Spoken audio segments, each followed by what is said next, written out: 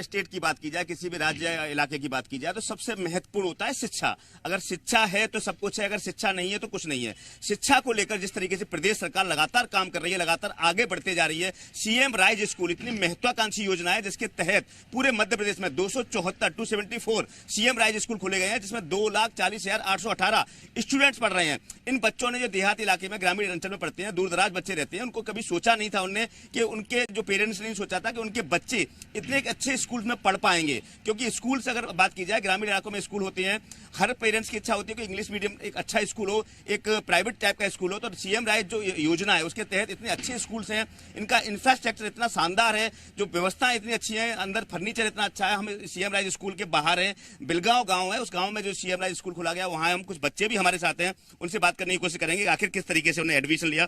बेटा, आपका नाम? माय नेम इज साक्षी गोयल। आप किस क्लास में पढ़ती हैं? 6th। तो आपने कभी सोचा था कि इतना अच्छा स्कूल से आपको मिल पाएगा?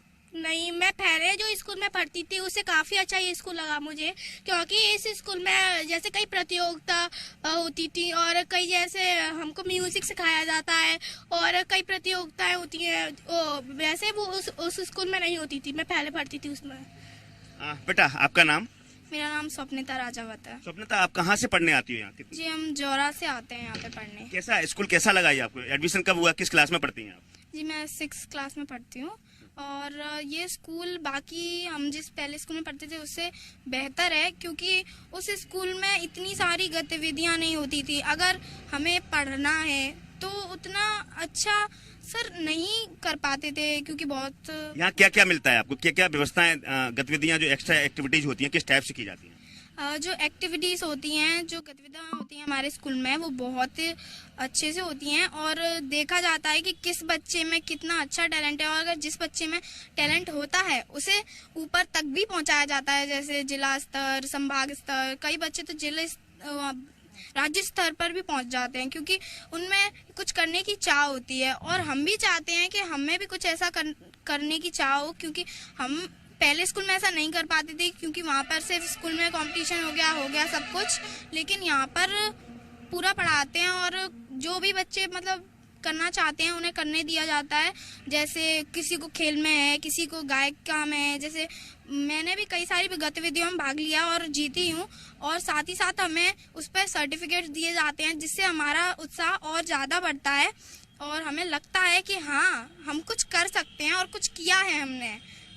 निश्चित तौर पर आप देख सकती हैं, छोटी छोटी बच्ची हैं, छोटी बच्चियां हैं, वो कितना अच्छे से एक्सप्लेन कर रही हैं, कितना अच्छे से समझा रही हैं कि हमें हर जो गतिविधि है उस गतिविधि में भाग लेने का मौका है वो यहाँ दिया जाता है। उसके माध्यम से वो जिले से लेकर राज्य और स्टेट केंद्र तक वहाँ जो पहुंच रही हैं अन्य गतिविधियां, और बच्चे उनसे बात करने की कोशिश करें। बेटा, क्या नाम है आपका? मेरा नाम प्रियांशु शर्मा। किस क्लास में पढ़ती हैं आप? मैं 7th क्लास में पढ़ती हूँ सर। तो स्कूल में आपका एडमिशन कैसे हुआ? कैसा, आप कहाँ रहती थी, किस तरीके से? सर, मैं जौरा में रहती थी और मैंने ये इमेजिन भी नहीं किया था कि शायद मेरा एडमिशन सीएम राइज स्कूल में हो सकता है, बट मेरे लिए ये बहुत सौभाग्य की बात है कि मेरा एडमिशन एक सीएम राइज स्कूल में हुआ है।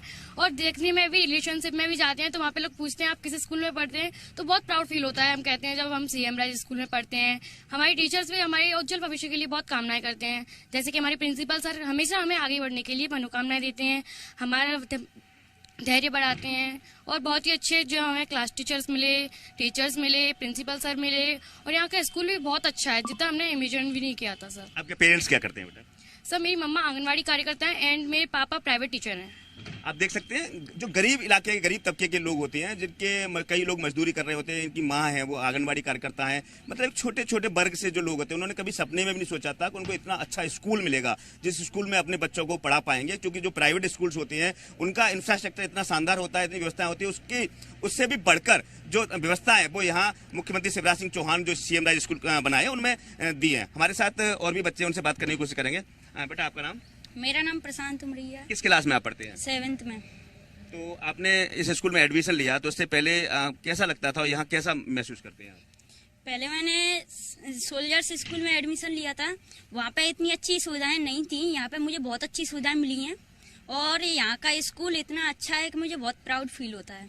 आपके फादर क्या करते हैं? मेरे फादर किसान हैं, मेरी मम्मा टीचर है। बेटा, आपका नाम? किस क्लास में पढ़ती हैं आप? मेरा नाम अक्षय शर्मा है और मैं 6th क्लास में पढ़ती हूँ। कहाँ से पढ़ने आती हैं आप? बिलगांव से। तो इससे पहले आप किस स्कूल में पढ़ती थी? इससे पहले सर मैं प्राइमरी में पढ़ती थी और मैं उससे पहले ईसीएस में पढ़ती थी। यहाँ स्कूल में पढ़ाई में क्या क्या क्या कैसा लगता है, किस तरीके से पढ़ाई के साथ में और जो एक्टिविटीज हैं वो कराई जाती हैं? सर यहाँ पे पढ़ाई के साथ साथ बहुत सी अच्छी अच्छी एक्टिविटी कराई जाती है, जैसे पेंटिंग और पेंटिंग, म्यूजिक, डांस। जिस भी बच्चे का जिस चीज में अच्छा मन लगता है सर वो उसे बढ़ावा दिया जाता है और सर वो आगे बढ़ते हैं। हर विधा की जो एक्टिविटीज है यहाँ कराई जाती है, चाहे